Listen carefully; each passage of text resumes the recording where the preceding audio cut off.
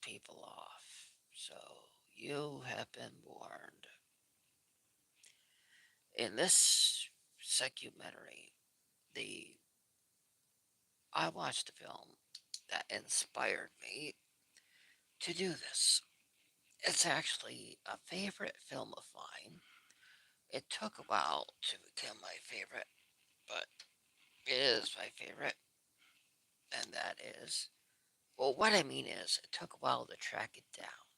I watched it when I was younger, and I recently got it again, and it took a while to watch it completely because I had stuff going on. And but I am honoring the film Sisterhood of the Traveling Pants. Yep, right here. Yep. It really did a lot first. Like it just got a lot right, and it's it has the mail system when sending packages through the mail to one another was something that was done by people before. So before people were just doing like sending subscriber mail and other things like different things. They were sending things like pants and things like that. It really highlights the mail system, how important it was back in the day. So yeah, but then it just and it even showed that there were fans of Dragon Slayer before Stranger Things. That Stranger Things did not make it. That Stranger Things did not make it famous first. If anybody watched the film I'm talking about, the Sisterhood of the Traveling Pants, they would know that Dragon Slayer was famous and important and a wonderful game with more than 20 different levels, and it was just amazing, even before it was featured in Stranger Things. Um, and other things like it was just kind of revolutionary. I mean, before live streams, you know, the it had the girl that ends up dying do a video for her friend that that was basically she watched when she was dying, when her friend was dying.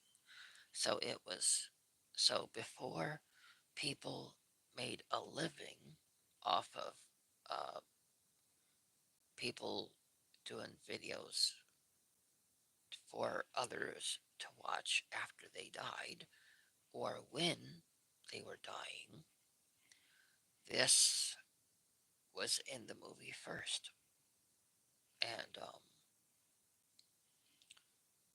and then there's there's docu the documentary that she was trying to make of people in the town that she considered were you know you know so other people have done that since, but Sisterhood of the Traveling Pants did it first, and it just was a really good film that I feel is severely underrated. It still works in 2024, and it really shows you how life was, how friendship was, how when they sent the pants to one another, they wrote a letter that that uh, told what fun event happened in the pants, and You know, there was no texting, there was no sending their friends an email. No, they waited till they were going to send the pants to the next person to uh, for the letter to be in the package of the pants. So back in those days of the Sisterhood of the Traveling Pants, it was done with you had to wait to receive information from about your friends and what was going on. And there was even a point where one of them, who is in, I think, Italy, doesn't look at the letter. She looks at the letter like days later. And so she was the last in her friends to know what was going on with the one that sent the letter in the first place. Um, but she did have a good reason. Mhm. So then it just really, really good. But so it's so it's actually a favorite of mine. Yeah, really good, and it stars the girl from Gilmore Girls, and it's actually okay to say it's one of my favorite movies. You know, because the uh, actress who played the girl that went to Italy, she is even older than I am now. Yeah, she is 42 years old. So it is perfectly fine for me to say that in 2024, that movie is in my top five films. Yeah. Well, and now comes the part of it where I honor the film by doing my own suckumentary. Yeah. So hold on while I get comfortable after all my joints that have been seared in pain by my past get comfortable. So the thing is that uh, hold on. So I actually af- um I actually thought that after my bad time that I was going to just watch from the sidelines, and I would see the YouTubers that would bring me happiness. They would bring me happiness, you know? By watching them, they allowed me to be able to sleep. I thought they were really good people, you know? I did. They were wholesome people that would make videos that, would just really, really good. They would, the videos were really good. And sorry, I'm not thinking the clearest, but so, like, some of you may know, or not too many, I spent 9 weeks in the hospital, but after the bad time, and I just, I really thought that after I had been, here's what happened. First, I was a fan of a guy that many of you probably know. He's the one that uh, first recommended that I was on a live stream. He was the very first.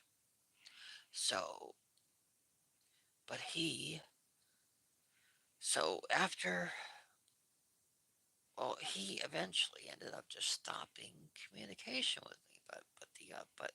And but aside from that, I had honestly thought that all of you YouTubers were going to be really nice people. That once he got me to, as he called it, get out of my shell, I honestly thought that I will be welcomed into the community. And yes, I was in a good number of them. 2023 was my best year, but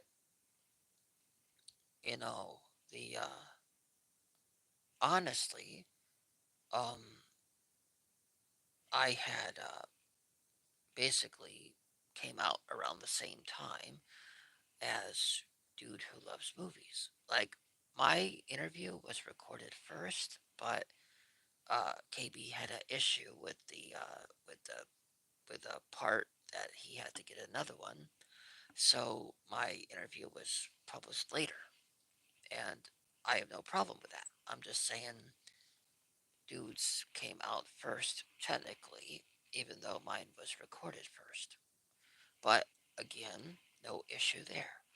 I'm just saying uh, I'm just saying after that, it just like it all everybody later got into cliques. Mid-level media formed mid mid evolution, and everybody formed cliques, and nobody wanted me. Oh, and no, and nobody wanted me in theirs. So it was tough. You know, I had honestly thought that I would be accepted in that, but I got so few offers. I mean, other people come in and they just get invited to do stream after stream after stream, you know? But it took a long time to get invited on the ones that I was on. Long time. People just don't want me on there. I mean, I watch people all the time pulling content videos that I have in my collection, you know? I just feel bad that nobody wants me on theirs, you know. But there is a silver lining to even the fact that, like, I recently had reached out to somebody asking them what they thought about certain news that came out. Uh, and the person, the person's response was very light, very light.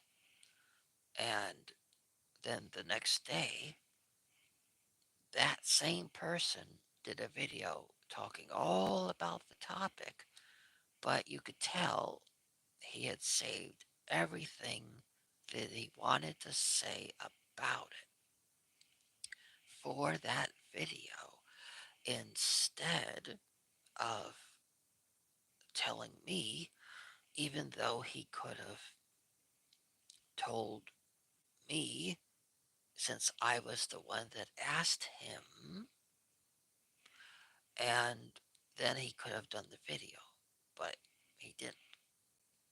He answered my question lightly and then did a video saying basically everything that I had, like he saved the answer of that topic of that news, not for what I had asked, not for when I asked him, but for the video that he made probably right afterward or before, I don't know.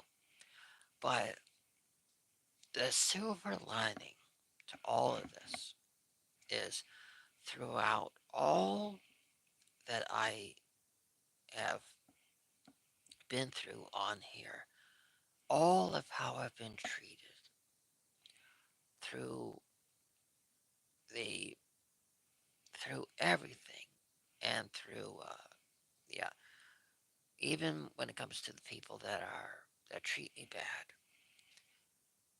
Remember, I am in witness protection. So, I everything I do is monitored and recorded. So, the US government is aware of how I've been treated and and by who. So yeah, you wonder why it's called a suckumentary. Because for the ones that treated me badly, it sucks for you. Because the government is aware of it. They have monitored it and they know what you did. Yeah. But I'm just tired of waiting. I've waited so long to be a part of a community that doesn't seem to want me. It's very sad. I've waited and waited. Yeah. But I still think that it's the best movie out there. Yeah. So, whether you want to judge me or not, just know the government's watching and they know how you feel about me and they know how you treat me. Because with people in the witness protection program, the government pays attention and cares just a little bit more. Yep, especially a lot when you know what you know.